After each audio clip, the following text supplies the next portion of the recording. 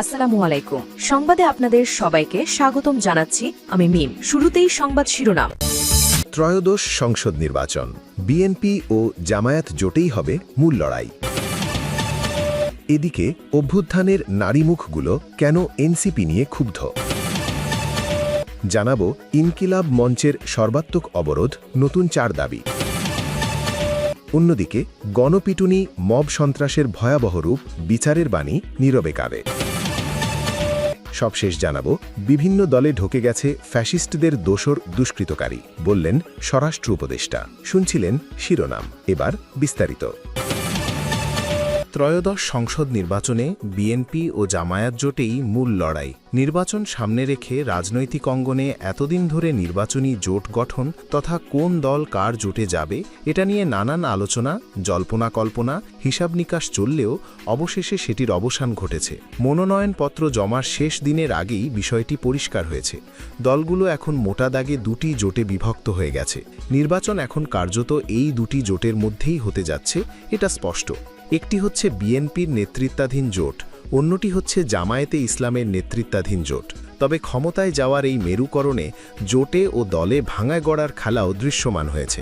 দেখা যাচ্ছে বিএনপি জোটে মূলত ফ্যাসিবাদ বিরোধী যুগপৎ আন্দোলনের শরিকরাই রয়েছে, যদিও নির্বাচনী কৌশলের অংশ হিসেবে তাদের কেউ কেউ বিএনপিতে যোগদান করে ধানের শীষ নিয়েছেন। এখানে চমক মূলত একটাই, সেটি হচ্ছে নিবন্ধিত জমিয়াতে উলামায়ে ইসলাম বাংলাদেশের সঙ্গে সমঝোতা। ইসলামী এই দলটিকে 4টি আসন ছেড়েছে বিএনপি।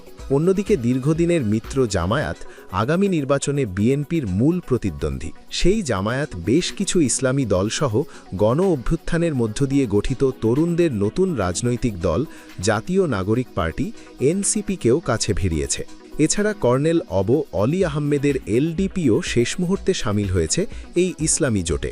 পরিবর্তিত রাজনৈতিক পরিস্থিতিতে আওয়ামী লীগের কার্যক্রম নিষিদ্ধ থাকায় আগামী নির্বাচনে তাই বিএনপি ও জামায়াত জোটের মধ্যেই হতে যাচ্ছে মূল প্রতিদ্বন্দ্বিতা। রাজনৈতিক বিশ্লেষকদের অনেকে মনে করেন এই দুই জোটের মধ্যে বিএনপির নেতৃত্বাধীন জোট অনেক বেশি স্থিতিশীল, কারণ দলটি দীর্ঘ সময় ধরে রাষ্ট্রীয় ক্ষমতায় ছিল। নিজেদের মধ্যে বোঝাপড়াও চমৎকার। অন্যদিকে জামায়াতের জোট নতুন হওয়ায় তাদের টেকসই হওয়ার বিষয়টি আসন সমঝোতা ও পারস্পরিক বোঝাপড়া সহ নানান কিছুর ওপর নির্ভর করবে। তবে সঙ্গে সংসদ সদস্য হওয়ার জন্য ভাঙা গড়ার খেলা রাজনীতির সংস্কৃতির জন্য ভালো নয়। বিএনপির নেতৃত্বে ফ্যাসিবাদ বিরোধী দীর্ঘ আন্দোলন সংগ্রামে যারা রাজপথে ছিল, তারাই মূলত আগামী নির্বাচনে দলটির শরিক। ইতোমধ্যে দলগুলোর সঙ্গে বিএনপির আসন সমঝোতা হয়ে গেছে। এদের মধ্যে জাতীয় পর্যায়ে যাদের ইমেজ রয়েছে, যারা বিজয়ী হতে সক্ষম, নিবন্ধিত এমন শরিকদের তাদের পছন্দ অনুযায়ী আসন ছেড়ে দিয়েছে বিএনপি। অভ্যুত্থানের নারী মুখগুলো কেন এনসিপি নিয়ে ক্ষুব্ধ? জামায়াতে ইসলামীর নেতৃত্বাধীন জোটে যাওয়ার বিষয়ে আপত্তি থাকায় জাতীয় নাগরিক পার্টি এনসিপির জ্যেষ্ঠ যুগ্ম সদস্য সচিব তাসনিম জারার পর এবার দল ছেড়েছেন যুগ্ম আহ্বায়ক তাজনুভা জাবিন। তাসনিম জারা স্বতন্ত্র প্রার্থী হিসেবে ভোটে লড়ার ঘোষণা দিয়েছেন, তবে তাজনুভা নির্বাচন করবেন না বলে জানিয়েছেন। আবার দল ছাড়ার ঘোষণা না দিলেও নির্বাচন থেকে সরে দাঁড়িয়েছেন যুগ্ম আহ্বায়ক মনিরা শারমিন। এছাড়া নির্বাচনকালে দলীয় কার্যক্রমে নিষ্ক্রিয় থাকার ঘোষণা দিয়েছেন আরেক যুগ্ম আহ্বায়ক নুসরাত তাবাসসুম। আর জামায়াতের সঙ্গে আসন সমঝোতার সিদ্ধান্তকে আত্মঘাতী বলে মন্তব্য করেছেন দলটির জ্যেষ্ঠ যুগ্ম আহ্বায়ক সামান্থা শারমিন। এই তরুণ নারীরা জুলাই গণ অভ্যুত্থান থেকে উঠে আসা মুখ। জামায়াত নিয়ে তাদের এই অবস্থান জুলাইয়ের তরুণদের নেতৃত্বে গড়া নতুন দল এনসিপির জন্য বড় ধাক্কা। আগামী ফেব্রুয়ারির ভোট দলটির জন্য প্রথম জাতীয় নির্বাচন। এনসিপি সূত্রে জানা যায়, গত বৃহস্পতিবার দলের আহ্বায়ক নাহিদ ইসলামের বাসায় বৈঠকে অংশ নেন 6 নেত্রী। তারা হলেন জ্যেষ্ঠ যুগ্ম আহ্বায়ক সামান্থা শারমিন, যুগ্ম আহ্বায়ক মনিরা শারমিন, নুসরাত তাবাসসুম, তাজনুভা জাবিন, জ্যেষ্ঠ যুগ্ম সদস্য সচিব তাসনিম জারা ও নাহিদা সারোয়ার নিভা। বৈঠকে তারা প্রায় চূড়ান্ত হওয়া জামায়াত এনসিপি আসন সমঝোতা নিয়ে আপত্তি জানান। বৈঠক সংশ্লিষ্ট সূত্র জানায়, এনসিপির শীর্ষ কয়েকজন নেত্রী জামায়াতের সঙ্গে জোটের বিষয়ে সরাসরি বিরোধিতা করেন। বৈঠকে তারা জামায়াতের সঙ্গে জোট হলে একযোগে পদত্যাগের হুমকি দেন। তারা বিএনপির সঙ্গে জোট করা অথবা এককভাবে নির্বাচনের জন্য চাপ দেন। গত শনিবার জামায়াতের সঙ্গে জোটে আপত্তি জানিয়ে নাহিদ ইসলামকে চিঠি দেন এনসিপির ৩০ নেতা, এর মধ্যে কয়েকজন নারীও রয়েছেন। চিঠিতে নেতারা তাদের আপত্তির ভিত্তি হিসেবে এনসিপির ঘোষিত আদর্শ, জুলাই গণ অভ্যুত্থান সম্পর্কিত ঐতিহাসিক দায়বদ্ধতা এবং গণতান্ত্রিক নৈতিকতার কথা তুলে ধরেন। অভিযোগ করা হয়, জামায়াত এবং তাদের ছাত্র সংগঠন ইসলামী ছাত্র শিবির এনসিপির নারী সদস্যদের বিরুদ্ধে অনলাইন প্ল্যাটফর্মে চরিত্র হননের চেষ্টা করে আসছে। পাশাপাশি চিঠিতে বলা হয়, জামায়াতে ইসলামীর রাজনৈতিক ইতিহাস, বিশেষ করে ১৯৭১ সালের মহান মুক্তিযুদ্ধের সময় তাদের স্বাধীনতা বিরোধী ভূমিকা, গণহত্যায় সহযোগিতা এবং সে সময় সংঘটিত বিভিন্ন অপরাধ প্রশ্নে তাদের অবস্থান বাংলাদেশের গণতান্ত্রিক চেতনা এবং আমাদের দলের মূল্যবোধের সঙ্গে মৌলিকভাবে সাংঘর্ষিক। এনসিপির কয়েকজন নেতা জানান, নারীদের কেউ কেউ বিশ্বাস করেন জামায়াতের সঙ্গে জোট হলে ভবিষ্যতে নারীদের রাজনৈতিক অংশগ্রহণ আরও কঠিন হয়ে যাবে। এরই মধ্যে গতকাল সংবাদ সম্মেলন করে জামায়াতের সঙ্গে তাদের আসন সমঝোতার বিষয়টি জানান নাহিদ ইসলাম। রাজনীতিক বিশ্লেষকরা বলছেন, নারীদের বিষয়ে জামায়াতের দলগত অবস্থান নিয়ে অনেক প্রশ্ন রয়েছে। এনসিপির নারী নেত্রীদের বর্তমান অবস্থান জামায়াতকে আবার প্রশ্নের মুখে ফেলল। ইনকিলাব মঞ্চের সর্বাত্মক অবরোধ, নতুন ৪ দাবি।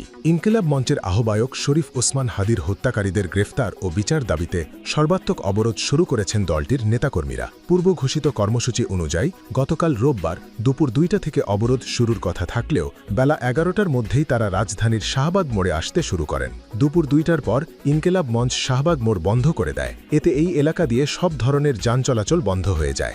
দীর্ঘ যানজটে ভোগান্তিতে পড়েন যাত্রীরা।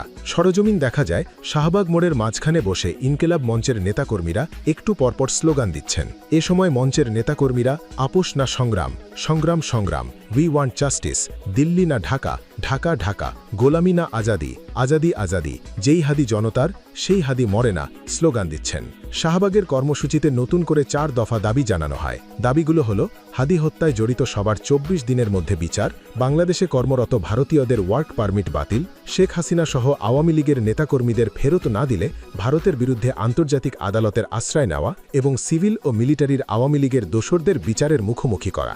ওসমান হাদির হত্যাকারীদের গ্রেফতার ও বিচার দাবিতে গত শুক্রবার দুপুর থেকে শাহবাগে টানা অবস্থান কর্মসূচি পালন করেন ইনকিলাব মঞ্চের নেতাকর্মীরা। এতে বিভিন্ন শ্রেণী পেশার মানুষও যোগ দিয়েছেন। শনিবার রাতে ইনকিলাব মঞ্চের সদস্য সচিব আবদুল্লাহ আল জাবের আন্দোলন ছড়িয়ে দিতে দেশের বিভাগীয় শহরগুলোতে সর্বাত্মক অবরোধের ঘোষণা দেওয়ার পর এলাকা ছাড়েন তারা। রোববার রাত 10টায় শাহবাগ মোড় ছেড়ে আবদুল্লাহ আল জাবের বলেন, সোমবার আজ দুপুর 2টায় বাংলাদেশের যত বিশ্ববিদ্যালয় রয়েছে, কওমি ও আলিয়া মাদ্রাসা রয়েছে, স্কুল কলেজ রয়েছে এবং স্বাধীনতাকামী জনগণ রয়েছে, প্রত্যেককে শাহবাগের হাদি চত্বরে এসে অবস্থান নেওয়ার অনুরোধ রইল। বিচার নিশ্চিত না হওয়া পর্যন্ত লড়াই চলবে। লড়াই কঠোর থেকে কঠোর হবে। ঢাকার বাইরে বিভিন্ন স্থানে অবরোধ। উসমান হাদি হত্যার বিচার দাবিতে ঢাকা কুয়াকাটা মহাসড়ক অবরোধ করেছে ছাত্র জনতা। এদিকে সিলেটে সর্বাত্মক অবরোধ কর্মসূচি পালন করা হয়েছে। উসমান হাদির হত্যাকারীদের দ্রুত গ্রেফতার ও দৃষ্টান্তমূলক শাস্তির দাবিতে অনশন শুরু করেছেন ৫ জুলাই যোদ্ধা। রোববার দুপুর থেকে খুলনা জেলা প্রশাসকের কার্যালয় ভবনের সামনে তারা অনশন শুরু করেন। ময়মনসিংহে অবরোধ ও বিক্ষোভ সমাবেশ হয়েছে। ইনকিলাব মঞ্চের ব্যানারে আয়োজিত এ কর্মসূচিতে জুলাই গণ অভ্যুত্থানের যোদ্ধা ও বিভিন্ন ছাত্র সংগঠনের নেতাকর্মীরা অংশ নেন। গাজীপুরের টঙ্গীতে মহাসড়ক অবরোধ করে বিক্ষোভ করেছে ইনকিলাব মঞ্চ ও বিপ্লবী ছাত্র জনতা।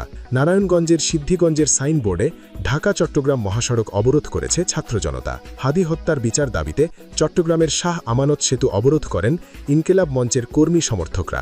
কুমিল্লা শহরে অবরোধ ও বিক্ষোভ সমাবেশ পালন করেছেন দলটির নেতাকর্মীরা।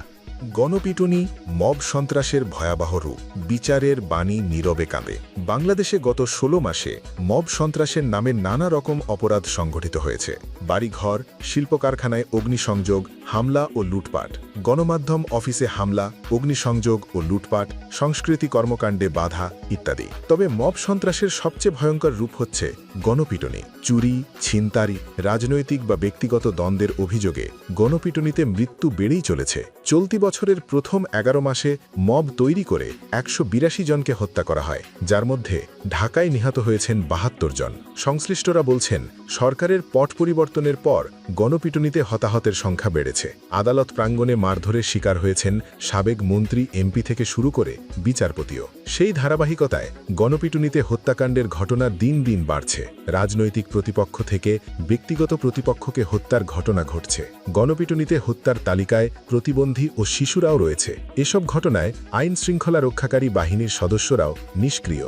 গণপিটুনির বর্বরতার শিকারদের মধ্যে যাদের নিয়ে দেশ জুড়ে তোলপাড় হয়েছে, তাদের মধ্যে আছেন ভালুকায় দীপুচন্দ্র দাস হত্যা। ময়মনসিংহের ভালুকায় দীপুচন্দ্র দাস 27 বছর বয়সী এক পোশাক শ্রমিককে ধর্ম নিয়ে কটূক্তির অভিযোগে পিটিয়ে হত্যা করা হয়। এরপর লাশ গাছে ঝুলিয়ে পুড়িয়ে দেওয়া হয়। দীপুর বিরুদ্ধে ধর্ম নিয়ে কটূক্তির যে অভিযোগ তোলা হয়েছে, তার কোনো সত্যতা পায়নি পুলিশ। যে পোশাক কারখানায় দীপু কাজ করতেন, সেখানে সহকর্মীদের সঙ্গে দ্বন্দ্বের কারণে হত্যার শিকার হতে পারেন বলে জানিয়েছে পরিবার ও স্থানীয়রা। ঢাকার মিটফোর্ড হাসপাতালের সামনে নৃশংসভাবে হত্যা করা হয় ভাঙারি পণ্যের ব্যবসায়ী লালচাঁদ ওরফে সোহাগকে, 39 বছর। হত্যার আগে ডেকে নিয়ে তাকে পিটিয়ে এবং ইট পাথরের টুকরো দিয়ে আঘাত করে মাথা ও শরীরের বিভিন্ন অংশ থেতলে দেওয়া হয়। এক পর্যায়ে তাকে বিবস্ত্র করা হয়। তার শরীরের ওপর উঠে লাফায় কেউ কেউ। এই ঘটনা সারা দেশের মানুষকে স্তব্ধ করে দেয়। মব সন্ত্রাসের বিরুদ্ধে সোচ্চার হয় গোটা দেশ, কিন্তু সোহাগ হত্যার আবেগ থিতিয়ে পড়লে মামলার তদন্ত থেমে যায়। এই ঘটনার সঙ্গে জড়িত প্রধান অভিযুক্ত এখনও ধরাছোঁয়ার বাইরে। কিছুদিন আত্মগোপনে থাকলেও এখন তাকে প্রকাশ্যে দেখা যাচ্ছে। গত 23 নভেম্বর দিবাগত রাত 2টার দিকে ফরিদপুরের নগরকান্দা উপজেলার রামনগর ইউনিয়নের দেবীনগর গ্রামে চোর সন্দেহে গণপিটুনিতে শাহিন শিকদার নামে এক ব্যক্তিকে হত্যা করা হয়। এ সময় তার আরও 3 সহযোগীকে গণপিটুনি দিলে আহত হয়। এই ঘটনায় মামলা হলেও কেউ গ্রেপ্তার হয়নি। অভিযুক্তদের সবাই চেনে, কিন্তু তাদের বিরুদ্ধে কথা বলতে ভয় পান এলাকাবাসী। এরকম ঘটনা অনেক। সংশ্লিষ্টরা বলছেন, বিচারহীনতার সংস্কৃতি, গুজবের বিস্তার এবং আইনের প্রতি আস্থাহীনতা এই বর্বরতাকে উস্কে দিচ্ছে। যখন একদল মানুষ একত্রিত হয়ে কোনো ব্যক্তিকে হত্যা করছে, এসব ঘটনার বিচার না হওয়ায় অপরাধীরা আরও বেপরোয়া হয়ে উঠেছে। বিভিন্ন দলে ঢুকে গেছে ফ্যাসিস্টদের দোসর, সন্ত্রাসী ও দুষ্কৃতকারী, বলেছেন স্বরাষ্ট্র উপদেষ্টা। স্বরাষ্ট্র উপদেষ্টা লেফটেন্যান্ট জেনারেল অবসর মোহাম্মদ জাহাঙ্গীর আলম চৌধুরী বলেছেন, বিভিন্ন রাজনৈতিক দলে ঢুকে গেছে ফ্যাসিস্টদের দোসর, সন্ত্রাসী ও দুষ্কৃতকারী। দলের কিছু নেতাকর্মী ভালোভাবে না জেনে তাদের দলে স্থান দিচ্ছেন। দলগুলোর শীর্ষ নেতাদের অনুরোধ করব, এসব খোলস পাল্টানো দুষ্কৃতকারীকে চিহ্নিত করুন, এদের থেকে দূরে থাকুন। গতকাল সচিবালয়ে আইন শৃঙ্খলা সংক্রান্ত কোর কমিটির সভা শেষে তিনি সাংবাদিকদের এসব কথা বলেন। উপদেষ্টা বলেন, ফ্যাসিস্টদের দোসর এবং দুষ্কৃতকারীরাই নানাভাবে দেশে বিশৃঙ্খলা ঘটাচ্ছে। দোসরদের চিহ্নিত করতে প্রয়োজনে আইন শৃঙ্খলা বাহিনীর সহযোগিতা নেওয়ার কথা বলেন তিনি। অপারেশন ডেভিল হান্ট, 22,341 জন গ্রেপ্তার। স্বরাষ্ট্র উপদেষ্টা বলেন, 13 ডিসেম্বর থেকে চালু হওয়া অপারেশন ডেভিল হান্ট ফেজ 2 অভিযানে 26 ডিসেম্বর পর্যন্ত 9,993 জনকে গ্রেপ্তার করা হয়েছে। তাছাড়া এই অভিযানে 102টি আগ্নেয়াস্ত্র, 553 রাউন্ড গুলি, 169 রাউন্ড কার্তুজ, 89টি দেশি অস্ত্র, গ্রেনেড, মর্টারের গোলা, গান পাউডার, আতশবাজি, বোমা তৈরির উপকরণ উদ্ধার করা হয়েছে। তিনি বলেন, এই সময় মামলা ও ওয়ারেন্ট মূলে 12,348 জন সহ সর্বমোট 22,341 জনকে গ্রেপ্তার করা হয়েছে। এক প্রশ্নের জবাবে স্বরাষ্ট্র উপদেষ্টা বলেন, লক্ষ্মীপুর জেলা নির্বাচন অফিসে পেট্রোল ঢেলে অগ্নিসংযোগের ঘটনায় মূল আসামি মোহাম্মদ রুবেলকে জেলা পুলিশ 26 ডিসেম্বর গ্রেপ্তার করেছে।